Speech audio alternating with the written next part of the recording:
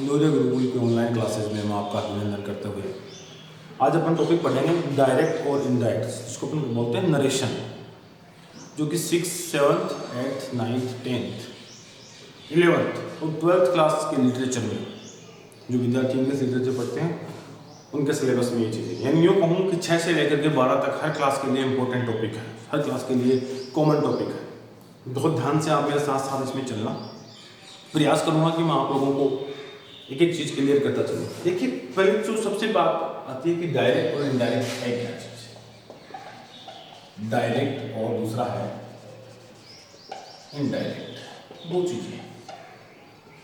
देखिए, नाम से ही क्लियर हो रहा है, डायरेक्ट का मतलब सीधा सीधा और इनडायरेक्ट का मतलब घुमा फिरा करके बात को कहना। वक्ता के द्वारा कही गई बात को जब हम जो का त्यों लिखते हैं या जो का त्यों बोलते हैं तो वो स्पीच कहलाता है डायरेक्ट स्पीच।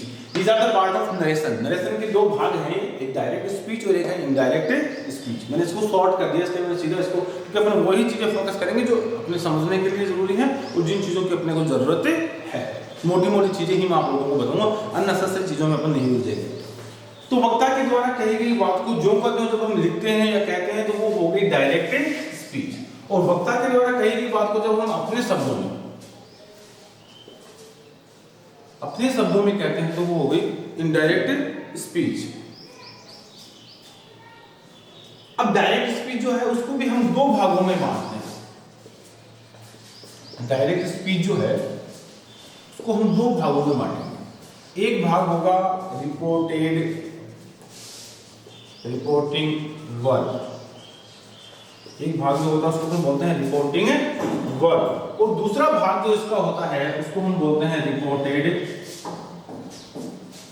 स्पीच। किसके भाग हैं? डायरेक्ट स्पीच के। कितने भाग हैं?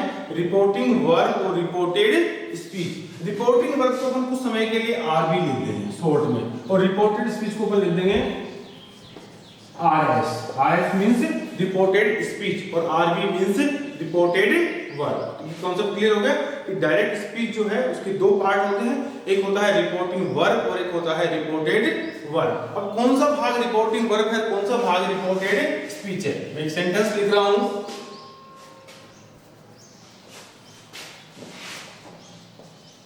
Mohan said to me he is playing. Mohan said to me he is playing. अपन देख रहे हैं कि इसमें दो पार्ट बने हुए। एक भाग वो है जो इन्वर्टेड कोमा के अंदर है और एक भाग है जो है इन्वर्टेड कोमा के बाहर। इसको अपन इन्वर्टेड कोमा बोलते हैं। ये भाग जो है वो इन्वर्टेड कोमा के अंदर है और ये वाला भाग जो है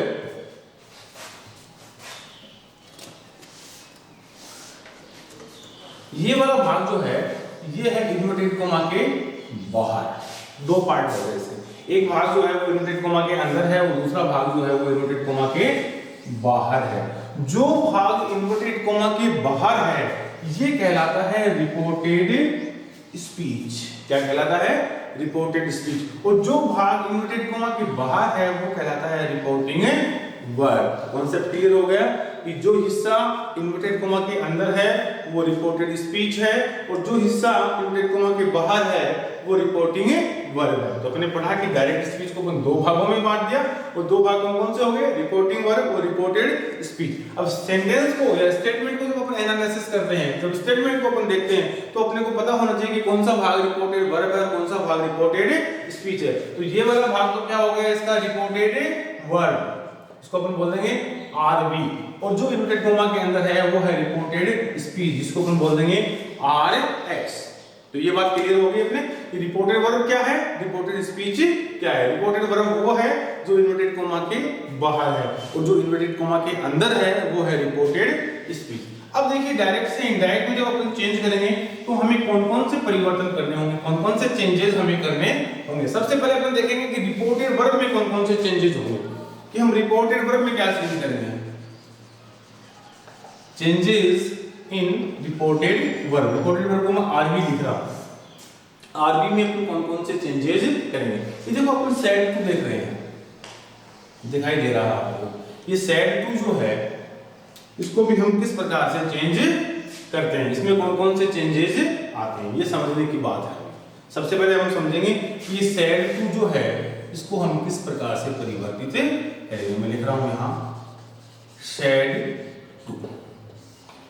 इसमें भी दो चीजें हैं, देखिए यदि सेड टू के बाद में कोई ऑब्जेक्ट दिया हुआ है, क्या दिया हुआ है, कोई ऑब्जेक्ट दिया हुआ है, तो इस सेड टू को अपने को बदलना है। और इसके बाद में यदि ऑब्जेक्ट नहीं दिया हुआ है, बिना ऑब्जेक्ट के खाली सेड टू है, तो ये सेड टू का सेड टू ही रह जाएगा, इसमें आपको कोई भी परिवर्तन नहीं करना है। कब नहीं करना है, जब इसमें क्या नहीं दिया वो ऑब्जेक्ट। ऑब्जेक्ट का मतलब यहाँ मी हो, हिम हो या किसी का नाम हो, कुछ भी हो, अगर दिया हुआ है तो ये सेड टू चेंज होगा, अन्यथा ये सेड टू का सेड टू ही रह जाएगा। अब अगर ऑब्जेक्ट दिया हुआ हो तो हम सेड टू को कैसे कैसे बदलेंगे। सेड टू को देखिए हम किस किस में बदलते हैं। सेड टू को सबसे पहले अपन बदलते हैं टोल्ड में। पहला परिवर्तन कब होगा, टोल्ड में। दूसरा परिवर्तन इसका होगा आस्क्ड में। तीसरा परिवर्तन इसका होगा फॉरवर्ड में। चौथा परिवर्तन इसका होगा ऑर्डर्ड में। पांचवा होगा इसका एडवाइज्ड में। और फिर छठा इसका हो जाएगा सजेस्टेड में। मुख्यतः हमें told, ask, forward, ordered, advised, पांच पे ही फोकस करना है, क्योंकि जनरली हमें यही यूज करने होते हैं। तो हमारा सेट टू किस किस में बदल रहा है, टोल्ड में बदल रहा है, आस्क्ड में बदल रहा है, फॉरवर्ड में बदल रहा है, ऑर्डर्ड में बदल रहा है, एडवाइज्ड में और सजेस्टेड में। अब बात में आती है कि इनको कब, कहां और कैसे यूज करना है। अब थोड़ा सा ध्यान देने वाली बात है। अब ध्यान देने वाली बात क्या है, कहां कहां, जब हमारा ये स्टेटमेंट, कौन सा स्टेटमेंट, आरएस की बात कर रहा हूं, रिपोर्टेड स्पीच की बात कर रहा हूं। रिपोर्टेड स्पीच अपना यदि अफर्मेटिव है या यूं कहें सिंपल सेंटेंस है। कौन सा सेंटेंस है, सिंपल सेंटेंस।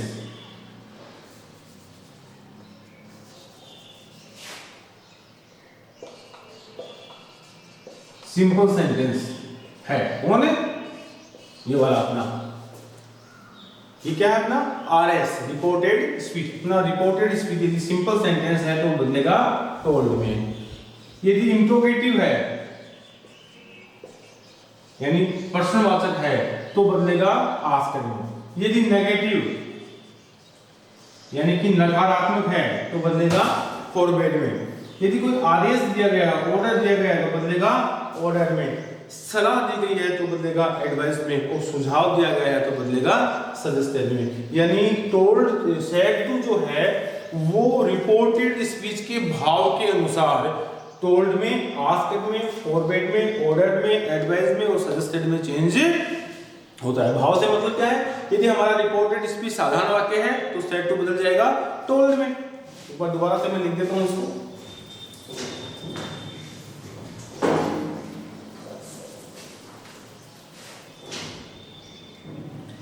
हमारा रिपोर्टेड स्पीच साधारण वाक्य है, साधारण है तो सेड टू बदलेगा किसमें, टोल्ड में।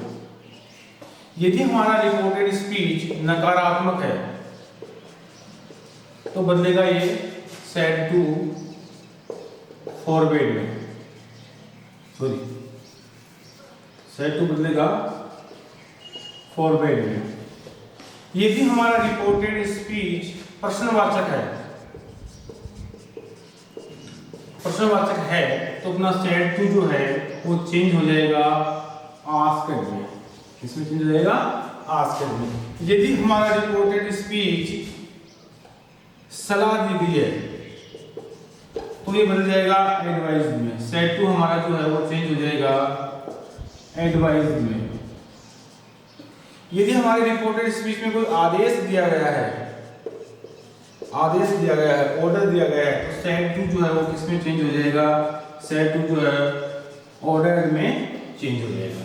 क्लियर हो गई बात। हमारा रिपोर्टेड स्पीच साधारण वाक्य है तो सेड टू चेंज होगा टोल्ड में, नकारात्मक है तो फॉरवर्ड में, प्रश्नवाचक है तो आस्क्ड में, सलाह दी गई है तो एडवाइज्ड में, आदेश दिया गया है तो ऑर्डर में बदल जाएगा। अब हमने सेड टू को बदल दिया। अब सेड टू को बदलने का अगली स्टेज हमारे पास आती है इस कोमा को लेकर के। ये कोमा जो है इसको हम क्या कर देते हैं, हटा देते हैं। इस कोमा को या यहाँ दिए गए फुल स्टॉप को हमें काम में नहीं लेना है। क्यों?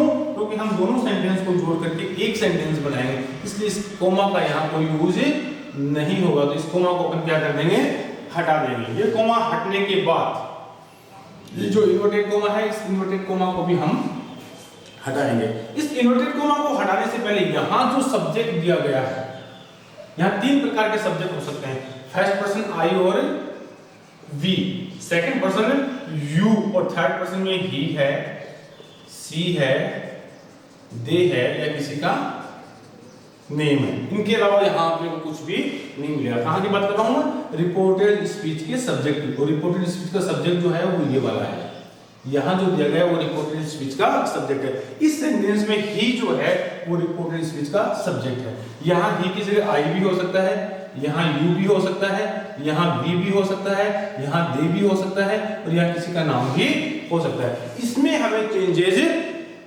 करने होंगे, इसमें हमें परिवर्तन करने होंगे। इसमें परिवर्तन करने का एक सीधा सरल सा तरीका है। पहले अपन देखेंगे फर्स्ट पर्सन कौन सा है, आई और वी, सेकंड पर्सन है यू और थर्ड पर्सन है ही, सी, दे और नेम। ये है आपका थर्ड पर्सन, ये सेकंड पर्सन और ये वाला first person.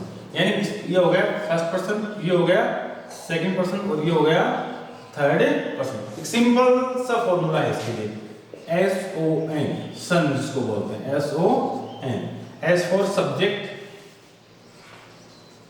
O for object और N फॉर नो चेंज। यानी फर्स्ट पर्सन आई और वी जो हैं वो बदलेंगे सब्जेक्ट के अनुसार। किसका सब्जेक्ट? आरवी का, रिपोर्टेड वर्ब का सब्जेक्ट जैसा है वैसा ही ये भी हो जाएगा। यानी यहाँ फर्स्ट पर्सन आई और वी दिया हुआ है, क्या दिया हुआ है? यहाँ आई और वी दिया हुआ है। यहाँ आई हो या वी हो, कोमा के बाद में यहाँ यदि आई और वी है तो ये आई और वी बदलेगा रिपोर्टेड वर्ब के सब्जेक्ट के अनुसार। यानी यहाँ जैसा भी सब्जेक्ट होगा वैसा ही ये आई और वी चेंज हो जाएगा। नंबर 2 बात, यहाँ यदि आई वी नहीं होकर के सेकंड पर्सन यू दिया हुआ है तो यू जो है वो चेंज होगा ऑब्जेक्ट के अनुसार। यानी यहाँ जो सब्जेक्ट या ऑब्जेक्ट दिया हुआ है उस ऑब्जेक्ट के अनुसार ये बदलेगा। यहाँ जैसा भी ऑब्जेक्ट दिया गया है सेम वैसा ही चेंज होगा। यहाँ यदि फर्स्ट पर्सन है तो ये फर्स्ट पर्सन बन जाएगा, यहाँ सेकंड पर्सन है तो ये सेकंड पर्सन रहेगा, यहाँ थर्ड पर्सन है तो ये थर्ड पर्सन में चेंज हो जाएगा। और तीसरे बात जो आती है वो आती है थर्ड पर्सन की, यानी ही है, सी है, दे है। इसमें अपन कहते हैं नो चेंज, कोई भी परिवर्तन नहीं होगा। इसमें हमें किसी भी प्रकार का कोई परिवर्तन नहीं करना है। आपको ध्यान रखना है कि फर्स्ट पर्सन आई और वी बदलेंगे रिपोर्टेड वर्ब के सब्जेक्ट के अनुसार, सेकंड पर्सन यू जो है वो बनेगा रिपोर्टेड वर्ब के ऑब्जेक्ट के अनुसार और थर्ड पर्सन जो है उसमें कोई भी परिवर्तन नहीं होगा। ये आप अच्छे से याद कर लें। इसके बाद में बात आती है टेंस में परिवर्तन की, वर्ब में परिवर्तन की, हेल्पिंग वर्ब में चेंजेस की। कि हेल्पिंग वर्ब में किस प्रकार से चेंजेस करें, मैन वर्ब में किस प्रकार से चेंजेस करें, ये महत्वपूर्ण चीज है, इसको समझने की जरूरत है। इससे पहले एक छोटी सी चीज रहेगी, वो ये रहेगी कि ये जो इन्वर्टेड कोमा है इसका अपन क्या करेंगे, इन्वर्टेड कोमा को हम हटा देंगे, हटा देते हैं। इसकी जगह अपन यूज करेंगे दैट, इफ, WH वर्ड्स और टू। यानी इन्वर्टेड कोमा को जैसे ही हम हटाएंगे तो दोनों वाक्यों को जोड़ने के लिए हमारे पास ऑप्शन होंगे, एक दैट होगा, एक इफ होगी, एक WH वर्ड होगा और एक टू होगा। मैं थोड़ा सा क्लियर कर दूं आपके कौन सा कहां काम में लेना है। यदि आपका रिपोर्टेड स्पीच साधारण वाक्य में है, सिंपल सेंटेंस है, तो आपको यूज करना है दैट। आपका रिपोर्टेड स्पीच इंट्रोगेटिव प्रश्नवाचक वाक्य है और वो भी कौन सा, हेल्पिंग वर्ब वाला, तो अपने को यूज करनी है इफ। यदि अपना वाक्य प्रश्नवाचक है और WH वर्ड से शुरू हो रहा है तो जो WH वर्ड दिया गया उसी को काम में लेंगे, जैसे व्हेन, व्हाट, व्हाई जो भी दिए हुए हैं उनको ही हम एज ए कंजक्शन कर देंगे या दोनों वाक्यों को जोड़ने के लिए काम में लेंगे। और यदि हमारा वाक्य इंपेरेटिव है तो हम दोनों वाक्यों को जोड़ने के लिए क्या काम में लेंगे, टू काम में लेंगे। दोनों वाक्यों को जोड़ने के लिए टू काम में आपको लेना है। क्लियर हो गया। इन्वर्टेड कोमा को जैसे ही हटाएंगे दोनों बातों को जोड़ने के लिए दैट, इफ, WH वर्ड और टू काम में लेना है। दैट आएगा सिंपल सेंटेंस के लिए, इफ आएगा प्रश्नवाचक वाक्य, प्रश्नवाचक भी कौन से, सहायक क्रिया वाले, और WH वर्ड से आपका क्वेश्चन स्टार्ट हो रहा है तो जो WH वर्ड दिया गया है वो WH वर्ड ही एज ए कंजक्शन काम में लेंगे, और ये इंपेरेटिव सेंटेंस है तो अपन टू काम में लेंगे। ये हो गई अपने इन्वर्टेड कॉमा को हटाने के बाद। सब्जेक्ट में चेंजेस अपने पढ़ लिए। अब देखते हैं कि वर्ब में या हेल्पिंग वर्ब में कैसे चेंज होगा। ये अपन मान लेते हैं डायरेक्ट है, ये क्या है, डायरेक्ट।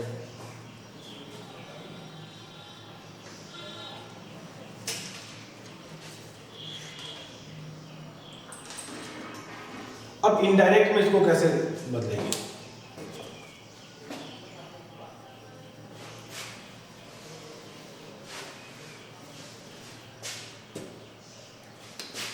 ये आपका डायरेक्ट है और ये है इनडायरेक्ट।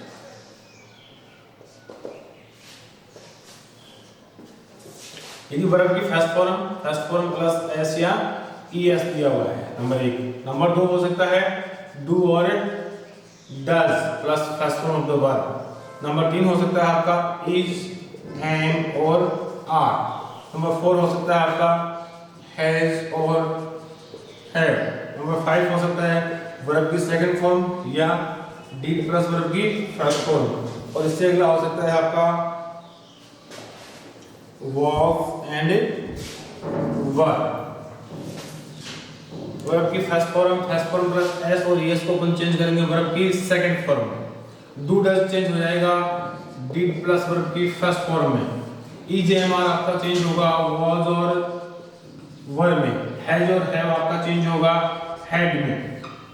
वर्ब की सेकंड फॉर्म या डिड प्लस वर्ब की third form, did plus verb की फर्स्ट फॉर्म चेंज होगी हैड प्लस वर्ब की थर्ड फॉर्म में। वाज और आपका चेंज होगा हैड बीन में। इसके बाद में दो और बच गए जिसको अपन मॉडल्स कहते हैं, शैल, विल, कैन, मे।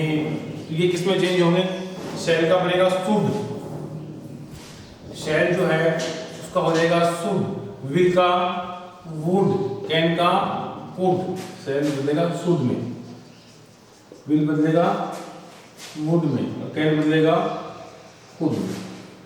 ये ध्यान रख लेना अपने को, यही इंपॉर्टेंट चीज है इसमें। सबसे महत्वपूर्ण बात जो है वो यही आएगी इसमें कि हमें हेल्पिंग वर्ब में किस प्रकार से चेंज करना है, यानी पूरा का पूरा प्रेजेंट जो है वो पास्ट में ट्रांसफर हो जाएगा। वर्ब की फर्स्ट फॉर्म है, फर्स्ट फॉर्म प्लस एस या ईएस दिया गया है तो उसको बदल देंगे वर्ब की सेकंड फॉर्म में। फॉर एग्जांपल मान लीजिए यहाँ गो दिया हुआ है तो गो का क्या हो जाएगा, वेंट हो जाएगा। जैसे ही हम डायरेक्ट में गो दिया हुआ है उसको इनडायरेक्ट में बदलेंगे तो हो जाएगा वेंट। डायरेक्ट में मान लीजिए डू डज दिया है यानी do play, do not play दिया हुआ है तो ये हो जाएगा did not play. Is am are दिया हुआ तो बदल जाएगा वाज और वर्ब। जैसे आई एम गोइंग तो ये हो जाएगा I was going. Has have दिया हुआ है जैसे ही हैज प्लेड तो ये हो जाएगा ही हैड प्लेड। और दिया हुआ है आई वेंट तो ये हो जाएगा I had gone, I had gone. आगे दिया हुआ है सी वॉज प्लेइंग हो जाएगा सी हैड बीन प्लेइंग। यहाँ दिया हुआ है जैसे आई शैल गो, आई शैल गो तो ये हो जाएगा आई शुड गो। यानी कहने का मतलब प्रेजेंट पूरा पास्ट में बदल जाएगा। वर्ब की फर्स्ट फॉर्म प्लस ऐसे ही तो बदल जाएगी। वर्ब की सेकंड फॉर्म में डू डज बदलेगा डिड में, इज एम आर बदलेगा वाज और वर में, हैज हैव बदलेगा हैड में। वर्ब की सेकंड फॉर्म बदलेगी हैड प्लस वर्ब की थर्ड फॉर्म में, वाज वर बदलेगा हैड बीन में, शैल शुड में, विल वुड में, कैन कुड में, माइट में। आज के लिए इतना है, कल अपन इसकी एक्सरसाइज देखेंगे। आप इसको एक बार पुनः सारे को रिवाइव कर लेना और लिख करके नोट करके इसको एक बार समझने का प्रयास कर लेना। धन्यवाद, बहुत बहुत थैंक यू।